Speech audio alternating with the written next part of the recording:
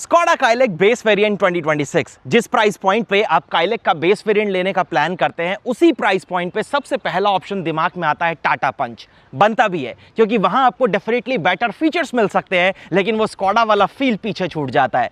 तो मैं आपको सारी चीजें बताता हूं इस वीडियो में कि काइलिक अपने प्राइस पॉइंट को कैसे जस्टिफाई करती है, बेस वेरिएंट में आपको क्या फीचर्स मिलते हैं, सेफ्टी का कितना ध्यान रखा गया है, हर चीज की बात करेंगे इस वीडियो में। तो चलिए स्टार्ट करते हैं। चलिए तो अब चाबी से शुरुआत करते हैं। ये की फॉब है जो कि आपको इसके बेस वेरिएंट के साथ मिलता है, और यही की फॉब है जो कि आपको इसके टॉप वेरिएंट के साथ भी मिलता है। सबसे पहली चीज फ्लिप की वो डेफिनेटली रहेगी। पीछे स्कोडा का एम्बलम है, गाड़ी को लॉक कर सकते हैं। होल्ड करने पर जो बूट है वो आपका अनलॉक हो जाता है, और यहाँ पर अनलॉक की जो है वो आपको दिया गया है। सेकेंडरी की भी आपको एक्जैक्टली सेम मिलती है।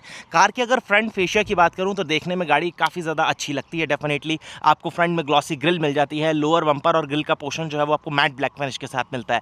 एलईडी हेडलैम्प्स का सेटअप है, डीआरएल्स आती है, बायफंक्शनल है, तो वो साइड वाला पोर्शन आपको टर्न सिग्नल के तौर पर दिख रहा है। सामने स्कोडा का एम्बलम जो है वो विजिबल होता है। साइड में आप आएंगे ना, तो सबसे पहली चीज ये क्लाइडिंग्स जो आप देख रहे हैं, चाहे वो व्हील आर्चेस पर हो, डोर्स पर हो, तो वो देखने में बहुत ही सटल सा लुक आपको ऑफर करती है। 16 इंचेस के ब्लैक कलर के स्टील व्हील्स आपको मिलते हैं। आगे डिस्क, पीछे नॉर्मल ड्रम ब्रेक्स है, और इस वेरिएंट में कोई व्हील कवर्स नहीं मिलते, वो आपको क्लासिक प्लस में जरूर मिल जाते हैं। अब यहाँ ग्राउंड क्लियरेंस की बात करें तो 189 mm का ग्राउंड क्लियरेंस है। गाड़ी आपको अच्छा खासा स्पेस डेफिनेटली ऑफर करती है। ओआरवीएम्स के ऊपर ही टर्न सिग्नल है, आप इन ओआरवीएम्स को इलेक्ट्रिकली एडजस्ट जो है वो कर सकते हैं। बॉडी कलर डोर हैंडल्स आपको मिल जाते हैं। मैट ब्लैक फिनिश के साथ यहाँ पर आपको रूफ रिल्स दी गई हैं, प्लस वही फिनिश जो है वो आपको एक्जैक्टली इस बी पिलर के ऊपर जो है वो भी विजिबल होती है।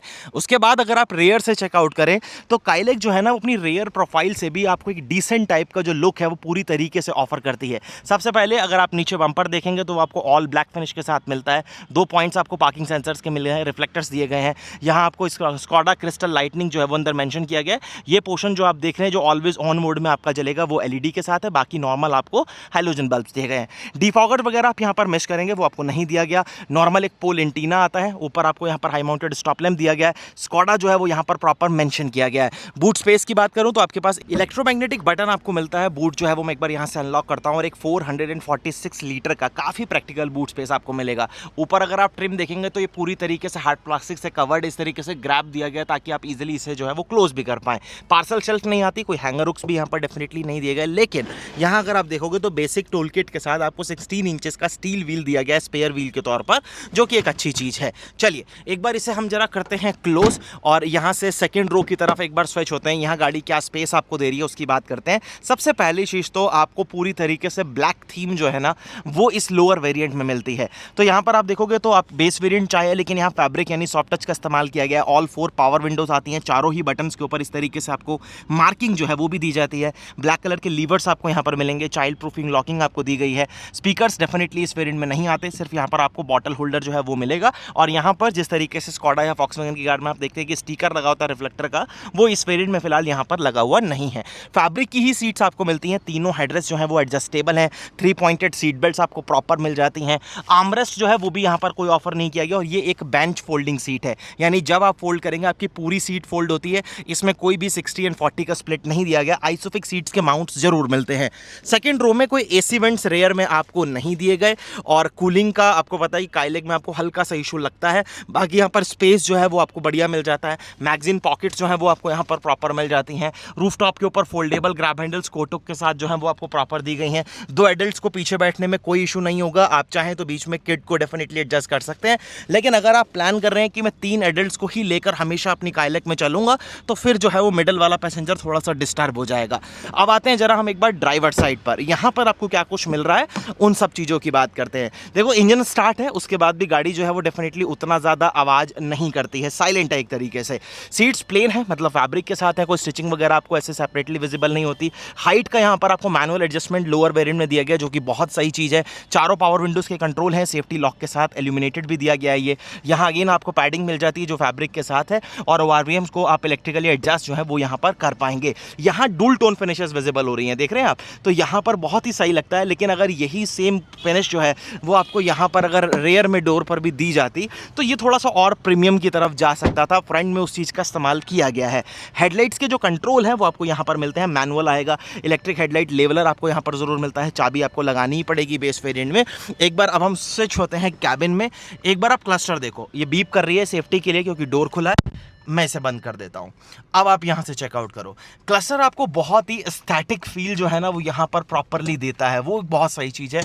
यहाँ पर अगर आप नीचे देखेंगे तो क्लस्टर को एडजस्ट करने के लिए आपके पास टॉगल्स जो है वो यहाँ पर मिलती हैं। स्टीयरिंग व्हील के ऊपर कोई माउंटेड कंट्रोल्स नहीं दिए गए, लेकिन लोअर वेरिएंट में ही आपको टिल्ट एंड टेलेस्कोपिक यानी हाइट एंड रीच जो है वो आप जरूर एडजस्ट कर सकते हैं।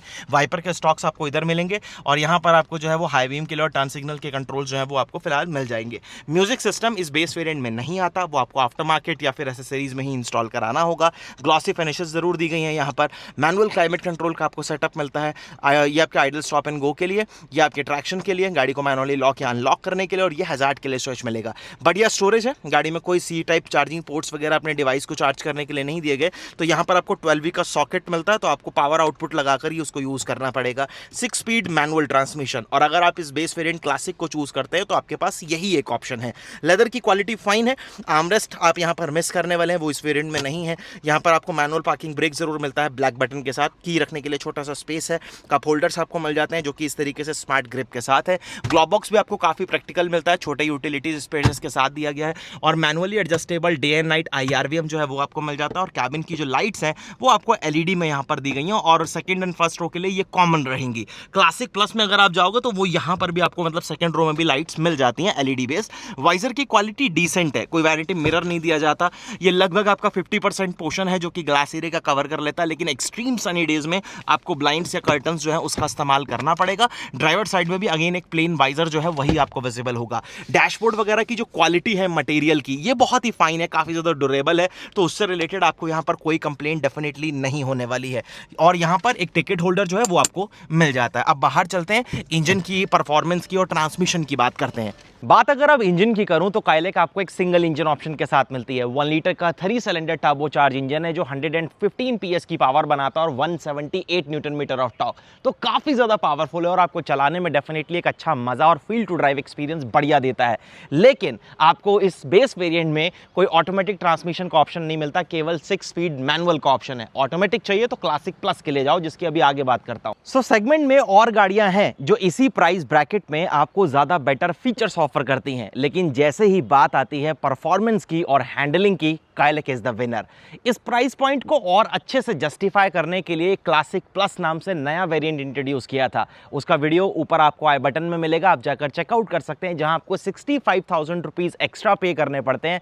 Rain sensing wiper, cruise control, all 4 doors में आपको स्पीकर और व्हील कवर जैसे कुछ इंपॉर्टेंट फीचर्स जरूर मिलते हैं, लेकिन उस प्राइस पॉइंट पर भी आपको यह लगता है कि एटलीस्ट आपको यहां पर वाइपर, वॉशर या डिफॉगर जैसे फीचर्स मिल जाने चाहिए थे। आपको वीडियो कैसा लगा मुझे कमेंट सेक्शन में जरूर बताना। गाड़ी कैसी लगती है मुझे वो जरूर बताना। वीडियो अगर आपको अच्छा और इन्फॉर्मेटिव लगा है तो लाइक, शेयर एंड सब्सक्राइब जरूर करिएगा। धन्यवाद।